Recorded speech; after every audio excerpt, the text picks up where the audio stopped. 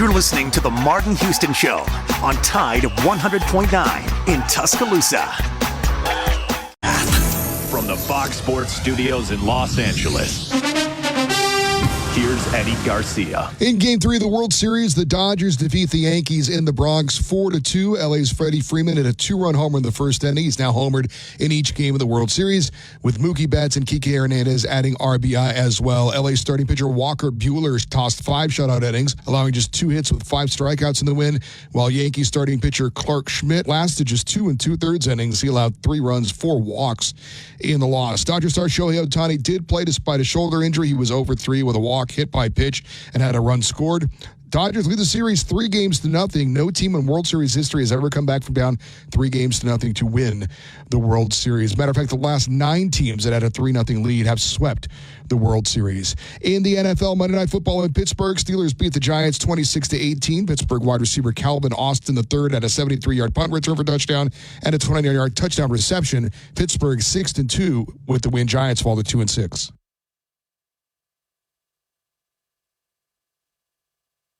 Alabama 1st and 10 on the 12. Again, Houston. He's got a hole. He's over. Alabama touchdown. I'm just wondering if your listeners know how good a football player you were. I can still see you playing that fullback, knocking those players out of the way. And I believe I could have run behind you. Martin, I can remember when we came to summer and you were playing fullback up there, and I saw you in the weight room and watched you work out in the weight room. If you could pick up, you were strong enough to pick up the whole weight room. I wanted to pick it, and our running back coach didn't take the pass. biggest mistake we ever made. The Martin Houston Show with national championship winning fullback Martin Houston, giving you 1 hour of intense, hard-hitting analysis from an insider's perspective. It's time for the Martin Houston Show on your home for Alabama sports. Tide 100.9 and streaming on the Tide 100.9 app.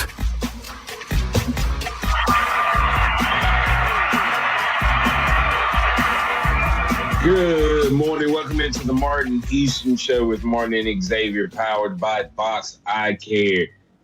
Today's playbook, we have DC Capstone Report joining us to talk Missouri. We're going to talk about the goal and emphasis of the bye week. Quarterback and wide receivers, the communication that makes it go. The good, the bad, the ugly, plays of the game. LSU and the SEC, and more. Good morning. Thanks so much for being with us. Good morning, DC. DC Capstone Report joins us each and every Tuesday. So glad to have him in with us and glad to have you in with us as well. The phone lines are open. You can call us on the Empowerment Strategies and Solutions hotline at 205-342-9904, 205-342-9904. Or if you join us on the live stream, you can always add your thoughts, your comments, and your reactions into the chat. Lots of things going on. And those are some of the topics that X and I have discussed. We'll be discussing with DC. He may have some of his own. You may have some of your own. So bring them to the table. We're glad to have you as a part of the program. Remember that this is a day that the Lord has made, so let's rejoice and be glad in it.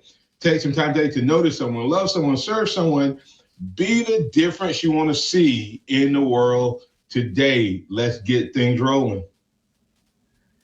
Good morning, guys. Good morning, DC. Welcome into the show. Good morning, X. Good morning, Martin. Good to be on the show this morning. All right, so DC, Bama had a big win this weekend, 34-0 over Mizzou. It was homecoming.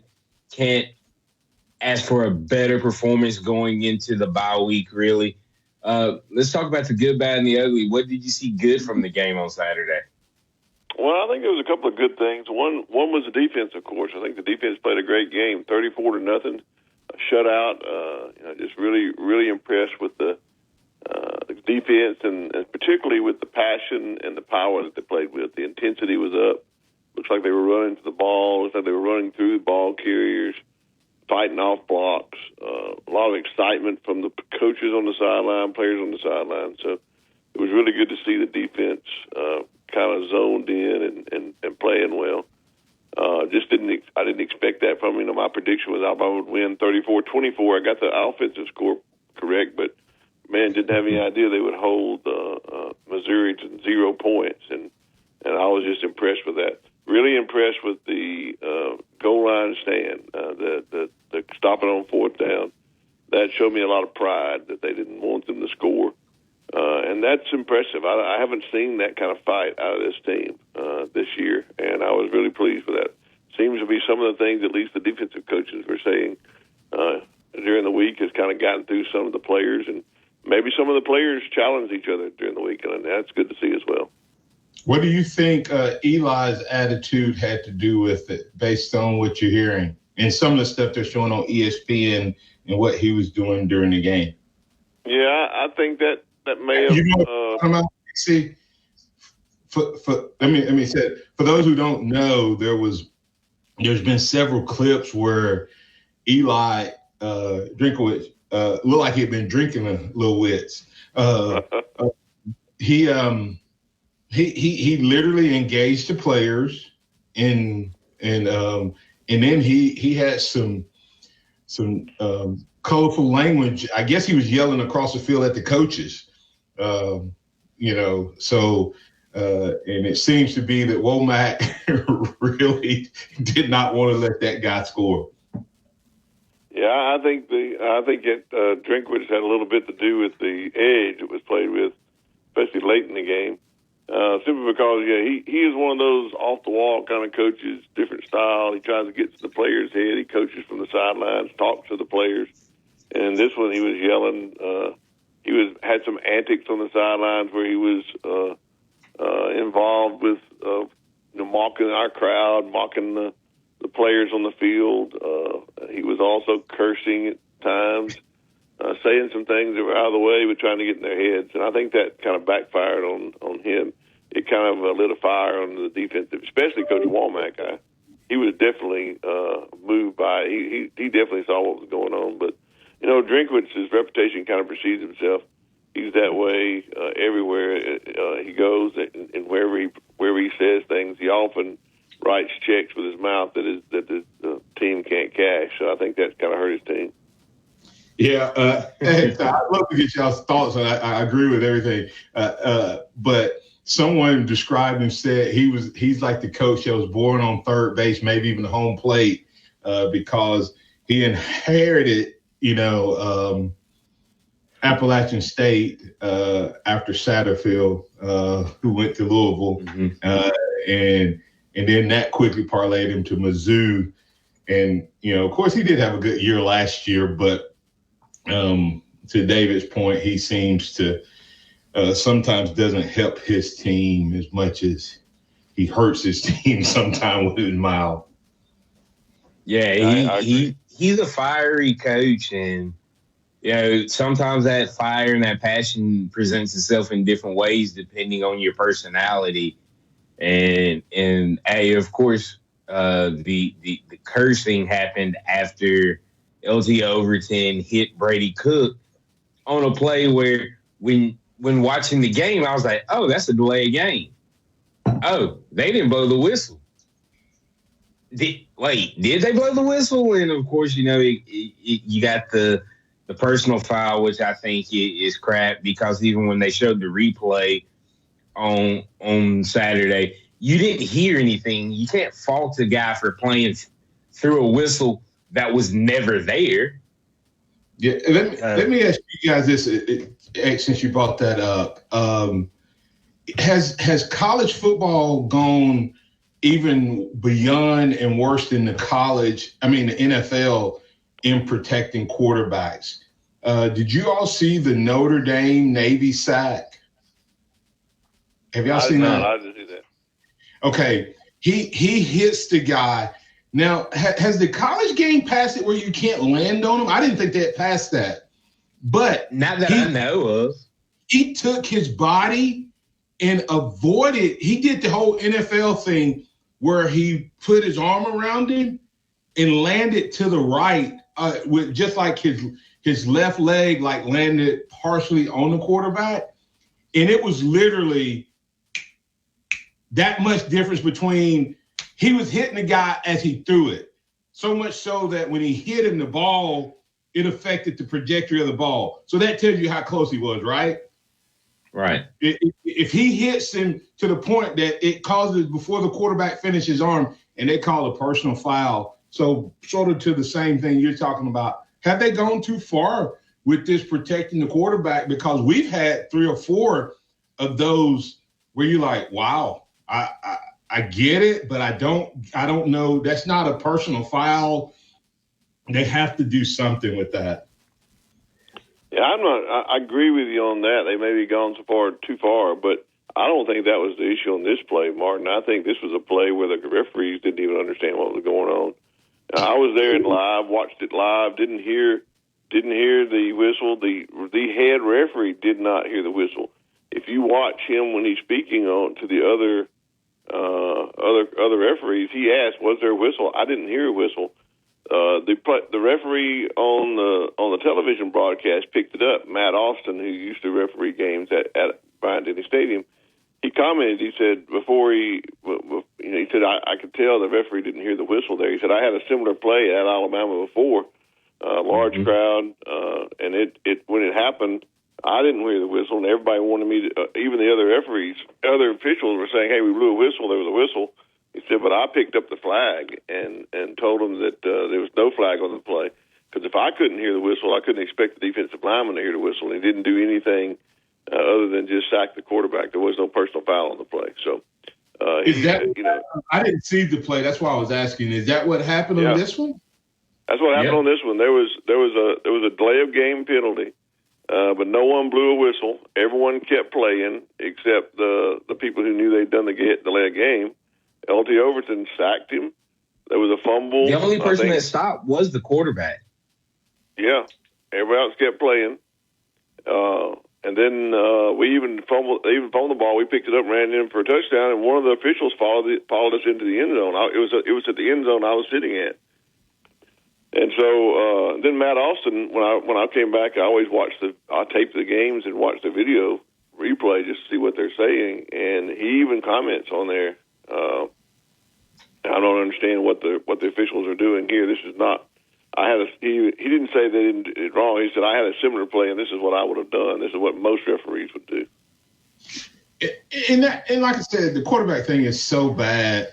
I didn't see that play, but the other part, to Virgil's point, man, like if I hit a guy above the shoulders, but I don't lead with my crown, and it's not forceful, it's not a penalty, it's not targeting, it's not any of those things.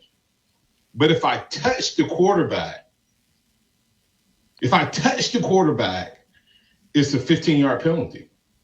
Yeah, we've got 2 of those penalties this year just by touching or grazing his face mask, just our hand going across his helmet.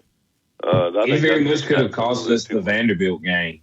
That one call could absolutely have changed the outcome of the Vanderbilt game. Good point. I think officiating in the SEC, I said it on my podcast this week, the officiating, Alabama had a lot of penalties in this game, but I think the officiating was just atrocious. I think it was one of the worst officiated games. I thought it when I was there live, but then when I watched it back, it was even worse. And it wasn't just on Alabama; it was on Missouri as well. It just the officials didn't seem like they knew what was going on as far as when the penalties were being called.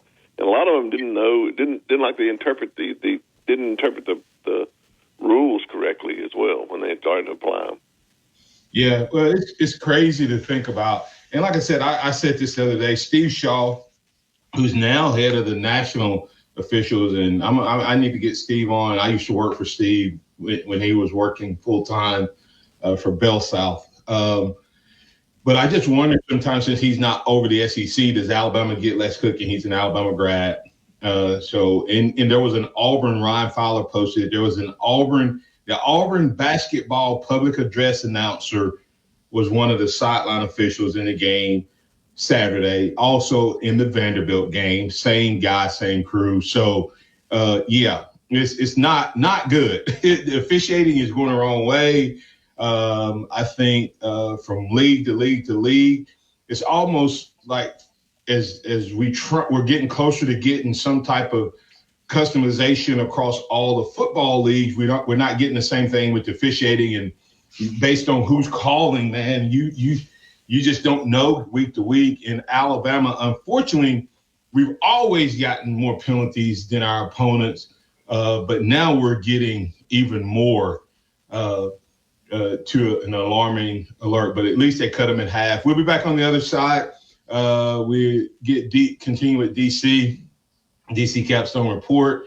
I'm Martin Houston. That's Xavier Houston. That's DC Capstone Report. Stay on the line, guys. Call in, and we'll be back on the other side to keep the conversation rolling right here on the Martin Houston Show with Martin and Xavier, powered by Box Eye Care.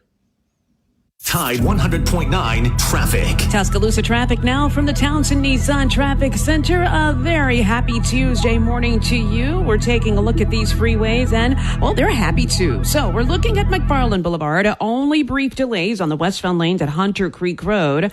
It looks like it might be a stalled vehicle or just perhaps intersections that control growth. They also perform an important function by controlling blood pressure and minerals like calcium and potassium to keep the entire body healthy. Got timberland in West Alabama or East Mississippi? North River Timber Company has you covered. Since 2011, Courtney White, a registered forester, along with his expert team, have been managing timberland and harvesting timber across 4 West Alabama counties. They offer comprehensive timber management plans, reforestation services, and appraisals. Courtney White says timber is like money in the bank. Don't let Holiday magic is in the air, and DSW's got all the shoes to make your season extra merry. Believe, you've got parties to attend and lists to check twice, so DSW is taking care of the details, like gifts to make their eyes all aglow, styles that bring joy to your world, brands everyone wants, like UGG, Nike, Birkenstock, and more, and deals to make your budget bright. Find the perfect shoes for you and yours at a DSW store near you or DSW.com. Did you say I just said that? Yeah, I'm cutting you off. Did you say you're cutting me off? You earn, we match. Unlimited cashback match. See terms at discover.com/creditcard. Hey, I'm Martin Houston, and I want to tell you about exciting news happening at Box Eye Care. They've moved to their new location, bringing you a brand new lab, stylish new frames, and a fresh look just for you. Enjoy their expanded frame inventory, competitive prices, and faster service, all with the same great level of service you've come to know and trust. Discover this full-service eye care at Box Eye Care's new location.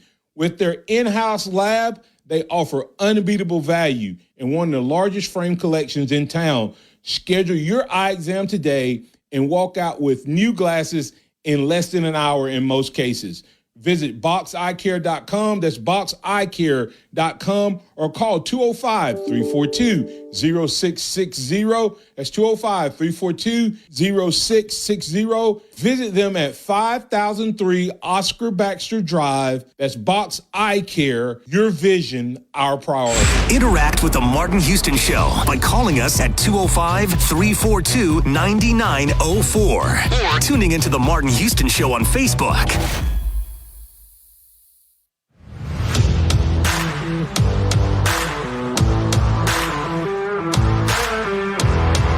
Welcome back into the Martin Houston Show with Martin and Xavier, powered by Box Eye Care. I want to remind you, hey, listen, if you're looking for the opportunity to encourage, empower, or teach your company perseverance and how to keep blocking when it's tough, I'd love the opportunity to come talk to you to help you build a culture, a winning culture, a championship mindset.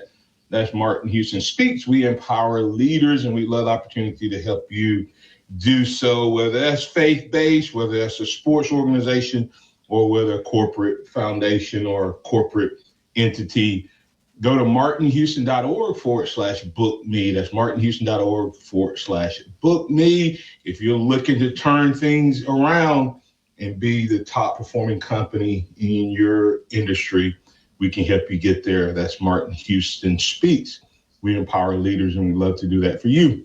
Hey, X, I'll toss it to you. But before, I know we're going to have a lot of football conversation, but what about that Tide basketball team, DC and X? Oh, man, I tell you what, last night, what a game. what a play! This team, second game of the season, just an exhibition game, and already putting together such a great offensive production, and different players playing, and young players playing and doing well, and still haven't got our full team back. Now we had a lot to coach about last night about almost losing a 20-point lead, but we still put the nail in the coffin at the end and win the ball game. And so I'm just excited about this team. I think the ceiling is really high. We haven't for this team what we can do this year. I'm so proud of what Nate Oates has done with the quality of talent that we bring in, and we see these young players playing and meshing with the veteran players on this team to just really doing a great job. Yeah, I mean, you're talking about getting a big win, no matter if it's exhibition or if it's just early in the season. A 96-88 win over Memphis with several key players still out. Man, this basketball team has a lot of potential and a lot of promise. And we're starting to see that realized. And I think some of the starters, the guys that you counting on being out and seeing the backups have a bigger role, make plays, really excites you for how things can go down the stretch when needed.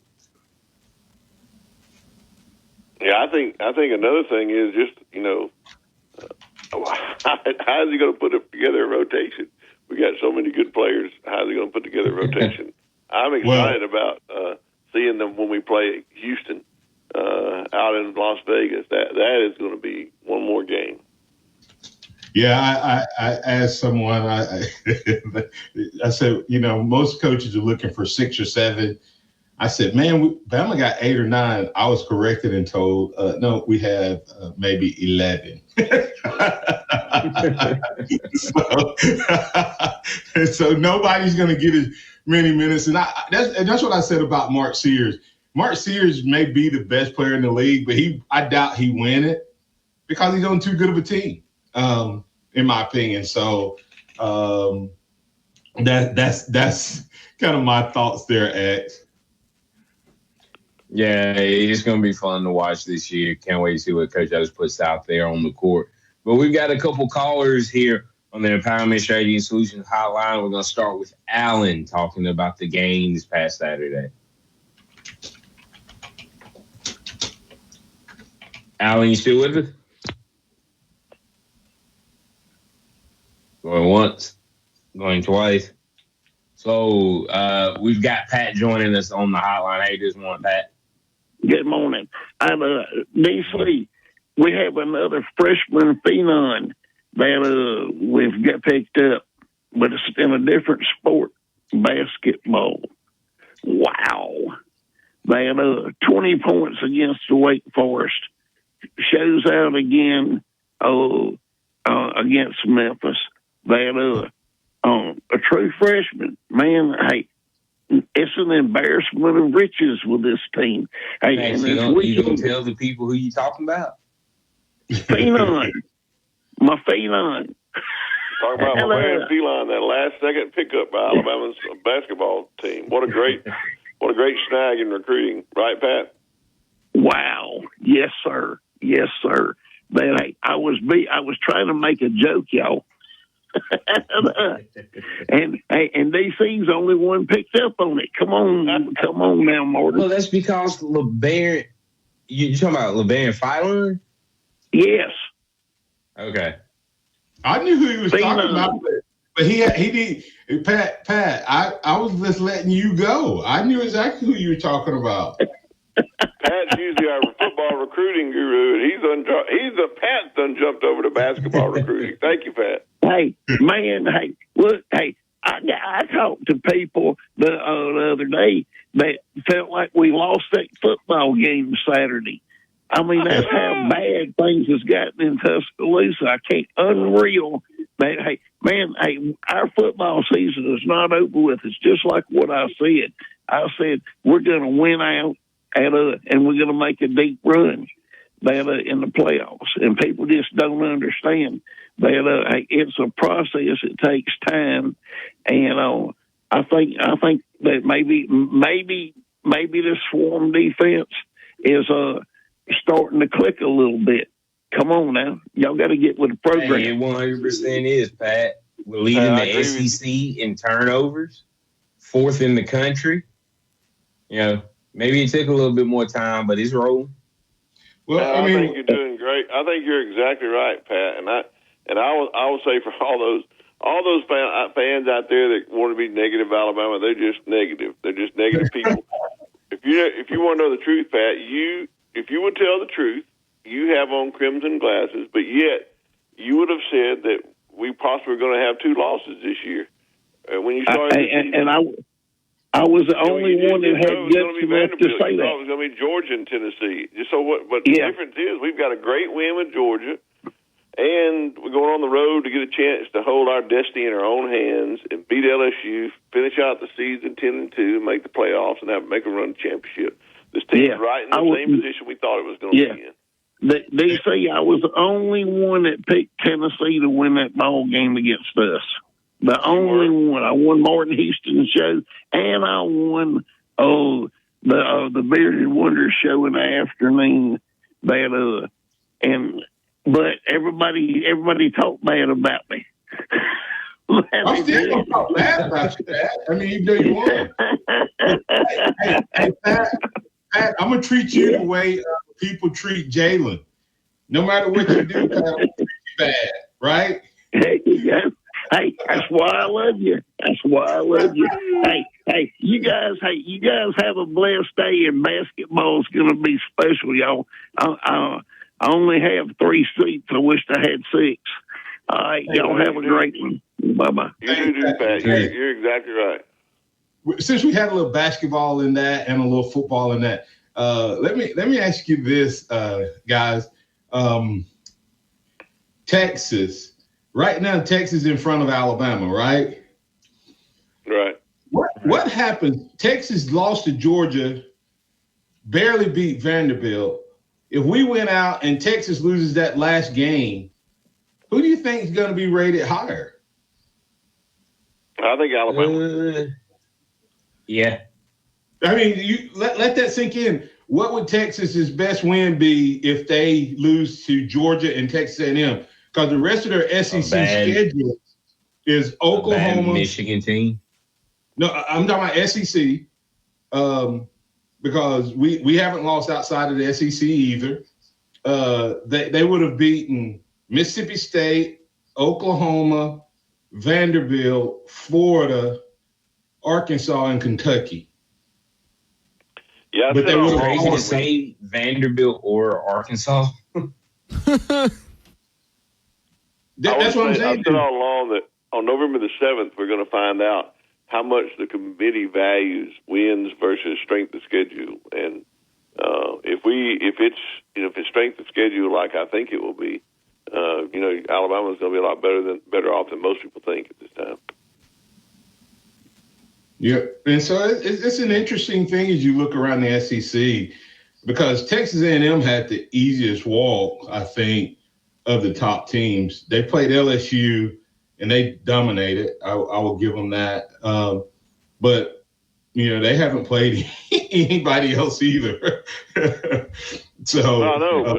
But poor Oklahoma. What I'm saying is Alabama's definitely got the best win so far in the SEC. Yeah. No one else has got the win like Alabama has, and so it's really a high win total. And they got the most difficult schedule.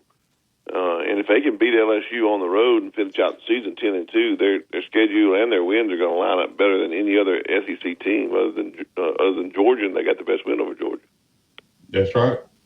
So big game next week as Alabama gets ready to take on LSU. We'll be back on the other side to keep the conversation rolling. You're listening to the Martin Houston Show, powered by Box Eye Carriers. Martin, Xavier, and DC on this Tuesday morning.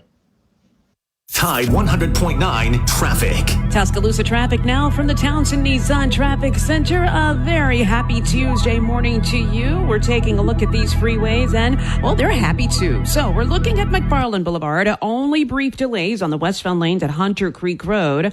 It looks like it might be a stalled vehicle or just perhaps intersect. take care of any problems you got with a damp crawl space or a crack in your foundation. They even do pest control and lawn care. Full service Alabama Professional Services at alabamaprofessional.com. Dixie Battery Supply takes care of all of your battery needs. Find the commercial batteries you're after and never feel powerless again. Come check out our Northport and Tuscaloosa locations or call us at 205-758-9190. And once again, power up all your devices by using Dixie Battery Supply, DixieBatterySupply.com. They offer Experience the wow factor. Contact Shoot Masonry and Specialties at 205-887-3807 today and unleash your home's full potential.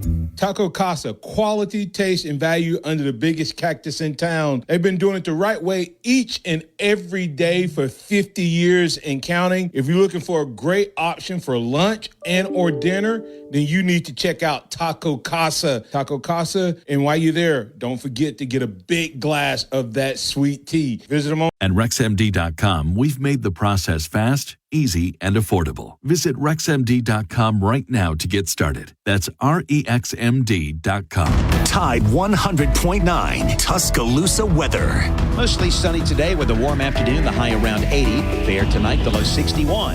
Tomorrow, partly to mostly sunny, the high 81. Very warm on Thursday, partially sunny. The chance of a shower Thursday night, the high at 83. I'm James Spann on the ABC 3340 Weather Center on Tide 100.9. It's 60 degrees in Tuscaloosa.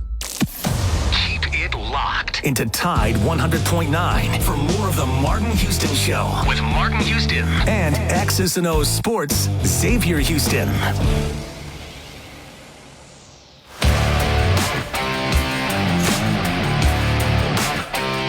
Welcome back in to the Martin Houston Show with Martin and Xavier, powered by Box Eye Care. Hey, support your favorite athlete. That's number 35. Get your officially licensed gear at athletesthread.com/collections/Martin-Houston. And right now, if you're watching the live stream, you can see that Alabama Legacy jersey with the O varsity A with the elephant stepping through. Get yours ordered today. There's also matching shorts that go with it. You can be that dude at the game X that have your face painted and have a full Alabama gear on. That's athletesthread.com/collections/Martin-Houston. Lots of other items to choose from and more to come, even some items that I think you'll want to get for your wife for the Christmas holidays. I'll tell you more about that as we get closer. I'm not exactly sure. I'm probably going to mispronounce John Venigano Gunny said that number 18 is a player he should have been starting over Saab. Okay, guys, and I told him this, and I'll say it again. We have got to stop elevating guys who we see play one time or we see on the bench and just make the assumption that they're better. I was a backup to Kevin Turner for 3 years.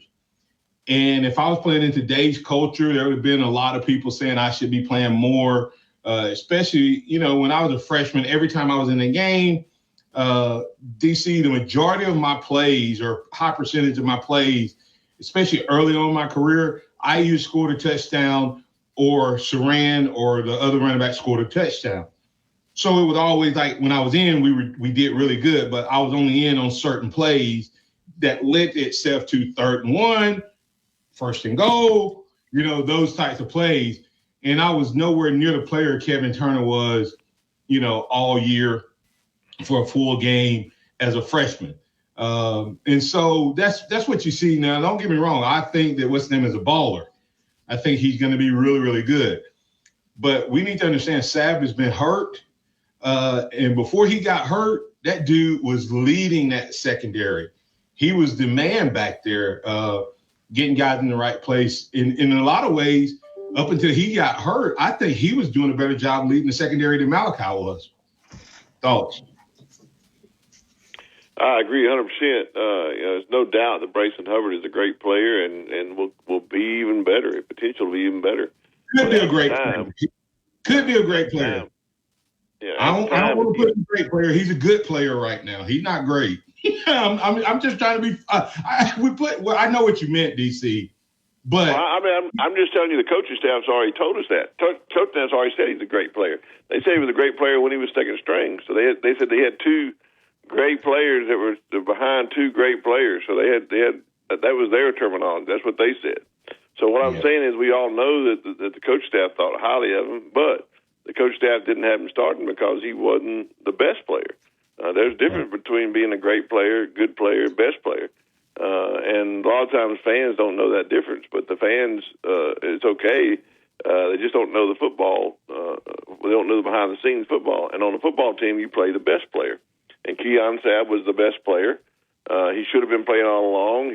He's intercepting passes, putting people in the right positions, playing. And as he played hurt, his play fell off a little bit. But he still was the best player. And until he got where he couldn't play, then that's the next man up mentality. So just be glad that we got players in second-string roles that are really good. Doesn't mean they should be the starter. It means they're really good players and they're really good backups. And there'll be a time for him to blossom into being the best player at some point. But right now, he's the best player we have to play, and he does a good job. So don't always the backup's always is the most favorite guy on the team because you think he ought to play, but doesn't mean he's the best player. He's not playing. He's not starting for a reason, and the coaches know that. So got to have some confidence in our coaches and what they're with them every day. And Jared Smith said he shouldn't have been playing with a broken foot, period. I don't know that his foot was broken. I think that there's hairline fractures, Jared, that guys have, and they play with stuff like that all the time. Alabama folks, y'all need to listen up. There are guys who play that have these types of things. Like, I'm sure it probably was a hairline, which you can play with as long as it doesn't get worse. Excuse me. And his got worse. And when he did, he took himself out when he could no longer play. And so I get it. I played in the national championship. I had to get some special. They had to actually order a special piece of equipment for me to be able to play in the national championship game. I was in so much pain before that game. I was in so much pain after that game. But I played. And when the adrenaline got going, I was okay. But when it wore off, I was in a lot of pain. And that was a sacrifice you make for your team because you feel like at whatever percentage you are, you help the team be better. And I think that's what Sabb did. And undoubtedly the coaches agreed to a certain degree. If we start saying that guys shouldn't be played, go ahead, Ax. Yeah, no, I was just going to say, I wonder what caused that injury, but I don't think that's the important part of the conversation. And I don't know if you heard, did they ever come out? I'm talking about with you. Do what now? Oh, yeah. Xavier was the reason. Xavier was the reason I was hurt, DC. I heard that. I heard that. We played in the championship game. He was there and was rolling off the bed, and I had to dive to catch him, and I messed up my ab muscle. I had I couldn't sleep at night. It was so bad, pain in my rib. They weren't completely torn, but they were in bad shape, abs, and they had to get something to hold it all together while I played in that game. So, but anyway, that's a sidebar. But hey, I just want to make sure that everybody understands. I don't with the Sabb thing, DC. I don't know if Alabama's come out and said his foot's broken. I think somebody got information and let it slip during the game. I agree.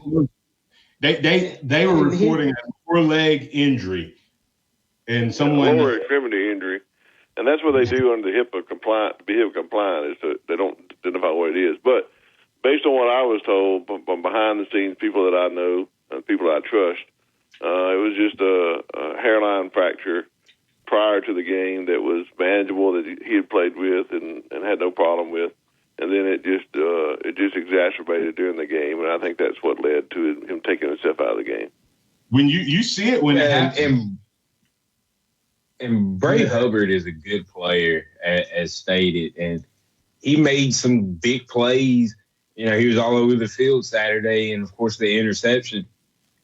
But I don't think that means he deserved to be in over Sav. Sav had 2 picks the first game of the season, and then I think he got hurt. Well, it was Georgia or Vanderbilt, and he's battled through it. And it's just part of the game. And once he couldn't go anymore, he took himself out. Bray's come in. He's looked good. And so, as to DC said, the depth of this team is a win. It's young depth, but there is the depth and the talent there. Yeah, it's just funny how, like I said, I was the guy that people would sometimes say, well, he should be starting. DC, there was one guy on Alabama's football team and in Alabama's fan base that knew he shouldn't be starting in front of Kevin Turner. That was you. That was me. So just all you have to do a lot of times is ask the dude that's behind the dude. So anyway, now I should have got more playing time, DC. I mean, you know what I'm saying? But anyway, that's another story. Just kidding. Eggs. Well, yeah, no, we'll go ahead and get to break here, but coming back on the other side, we'll finish up this conversation. We'll talk about some of the communication between the wide receivers and the quarterbacks and how that comes into play, and just shows that it's not always on the quarterback when plays don't look right. But we'll continue that conversation as we wrap up this edition of the Martin Houston Show. Tide 100.9 traffic. Tuscaloosa traffic now from the Townsend Nissan Traffic Center, getting a hint of volume now on Boone Boulevard, northbound hookup to McFarland. I am seeing some busyness going on there. And we're also looking at Lurleen Wallace. Now that's doing just fine for the time being. Lurleen Wallace northbound onto McFarland. 69 North and Northport, just before Carroll's Creek Baptist Church. Sponsored by Cypress Supply, Military Surplus R Us, Junction Grocery, and Northwest Supply. Houston Hydrosteam. That's Houston Hydrosteam. Quality work you can stand on. Whether you're looking for carpet and upholstery cleaning, oriental rug cleaning, residential or commercial water damage, and a whole lot more, you need to call Houston Hydrosteam at 205-553-9460. If you want to make your hiring easier, use ZipRecruiter. And right now, you can try it for free at ZipRecruiter.com/free. ZipRecruiter.com/free. Welcome back to the Martin Houston Show, the sound of Bama sports. Your show, your team, on your home for Alabama sports. Tide 100.9 and streaming on the Tide 100.9 app.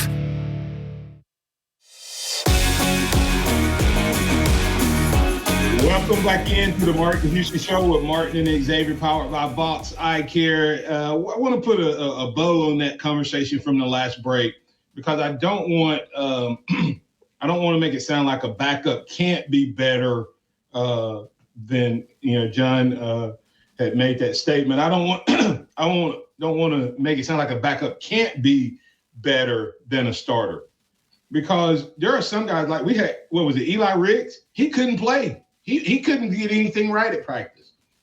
Then he came into the Tennessee game and he looked like all world. But they changed the defense just for him that day and said, hey, just run this play.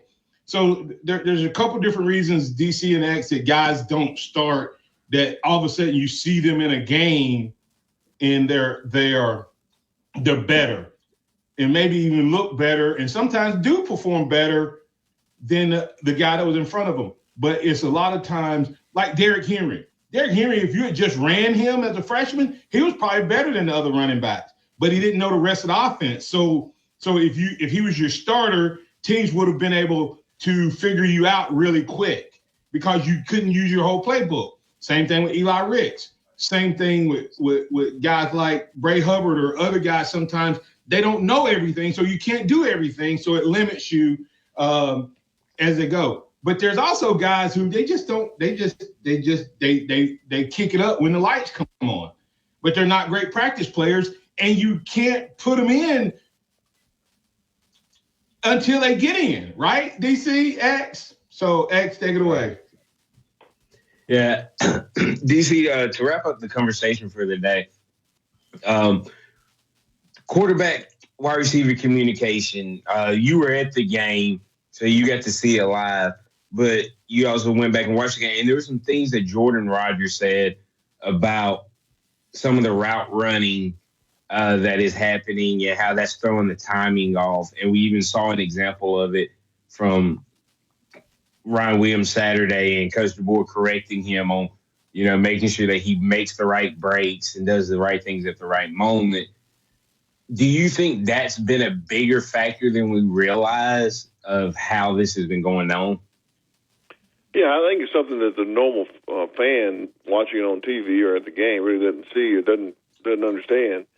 And the communication factor, knowing where you're going to be, is definitely a big thing. And we've heard about it a little bit when we say the quarterback's throwing to a spot and he expects the wide receiver to be there because that's what the play is called. If you don't run the route correctly, then you're not there at the same time. So it looks like the quarterback maybe underthrew or overthrew, but it's because the player's not where they're supposed to be. Jordan Rodgers did a really good job of explaining that on TV, but you could actually see it on some of the replays. If for example, Jalen is a great deep ball passer. On the deep ball that was missed to Kobe Prentice, it looks like he overthrew him, but in fact, Jalen threw it to the right spot. Kobe Prentice was just 2 or 3 steps to the left of the numbers, and if he'd have been 2 or 3 steps to the right on the numbers, it was a numbers pass. If he'd have been on the numbers, it hit him right in the hands. So it looks like that's what he's talking about. Same thing as you see, we could see live how coaches were talking to Ryan Williams about his route running on certain plays that he just was not there. Let himself. I think he, as a young player, he had a tendency to shuffle his feet a little bit and get him off the mark they need to be on. I think that's what they were talking to him about. And I'll say this really quick to that, X. I went back and looked at a few plays. I didn't get to see the game live except for the fourth quarter. There was balls that Jalen floated, and that's on the quarterback. But there were passes that went like right where the receiver was, and they just went over his head. Now, whether that's an injury or not, I don't know. But either way, he threw them high. But go back and watch how many times there was a curl out and the receiver ended up reaching for the ball, and you can't tell in those. I think some was Jalen, some was them, where the receiver was supposed to keep running, and he curled up instead of continuing to run, because there was about 4 or 5 third downs where it was like just outside of the reach, and you're like, man, did they curl up too tight? Was it supposed to be, wider? All of that. You don't know. We really don't know. But that would be my comments as well. Actually, I'll take it from One thing I do know is I think that if you watch Jeremy Bernard, I think he did a great job of route running, and the balls are almost on point every time he's touching the ball. Good point. Yeah, and he was the guy that you felt like you could trust the most coming into this season, and I think you're seeing that now as the season has gone along. But when we're looking at early thoughts on LSU or kind of things going around the conference, we kind of hit that who the top teams are. But what did you see from LSU Saturday that Alabama can take advantage of with 2 weeks of preparation?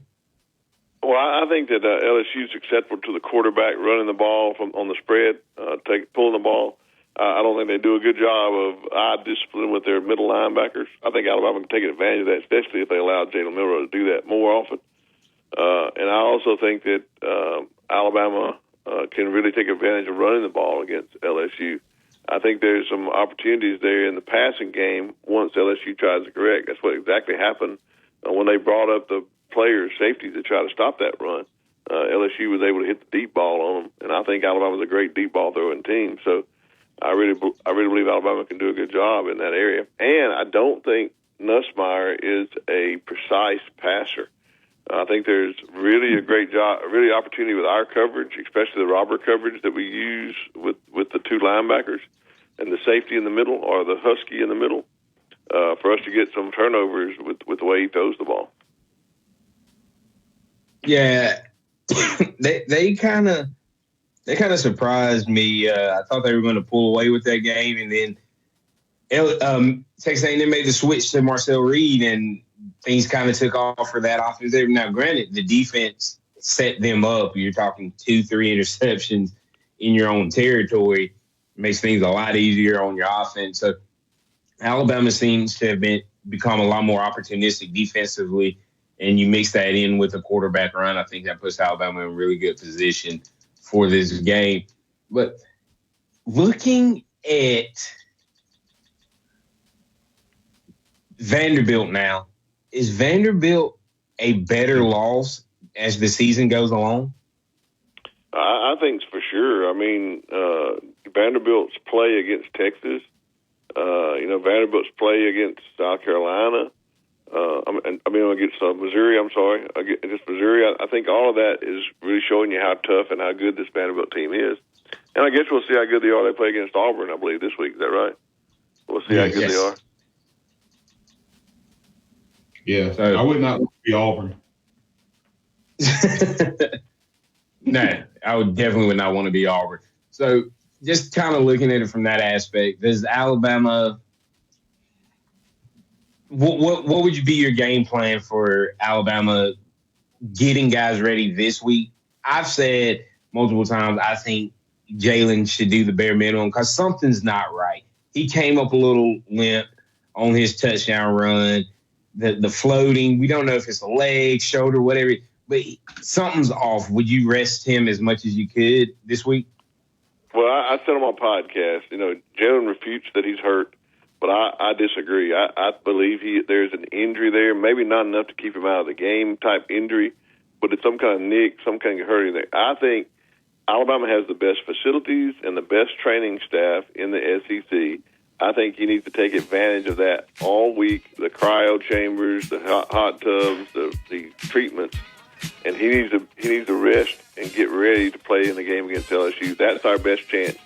Our number one goal is get healthy, Jalen and everybody else included. Tell our listeners where they can find you viewing on. Well, you can find me at DCCapstoneReport.com, DC Capstone Report Facebook page. You can find me at Spotify on our website, DCCapstoneReport.com. We have a button there you can put on our Spotify. The podcast is already up. I want to thank all y'all for listeners, and thank you for having me on your show. Don't forget my sponsors, RollTideBama.com, FreelancePictures.com, and Karen Cottingham Realtor right here in Tuscaloosa. All those sponsors are on my website at DCCapstoneReport.com. All right. Hey, that's DC Capstone Report. That's Xavier Houston. I'm Mark Houston. That's Chase Brumfield. Thanks to all the callers, listeners, viewers, and chatters for being part of the program. We appreciate you being a part, and we'll be back tomorrow, same bat time, same bat channel. And remember this, trust in the Lord always, lean not your own understanding, and all your ways acknowledge him, and he will direct your paths. Roll Tide out there, everybody.